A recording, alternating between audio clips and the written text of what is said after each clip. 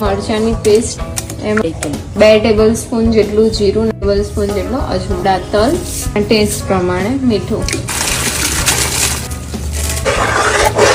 આપણે આમાં એડ કરીશું બટાકા. 5 કિલો સાબુદાણામાં આપણે 2.5 કિલો બટાકા એડ કરીશું. બટાકા પહેલેથી બાફીને આપણે મેશ કરી લીધા છે. પ્રોપર મિક્સ કરી દઈશું.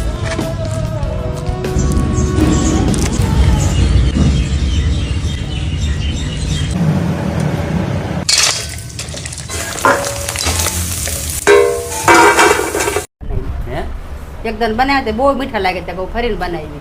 હા આમ પાડવાના એમ ને?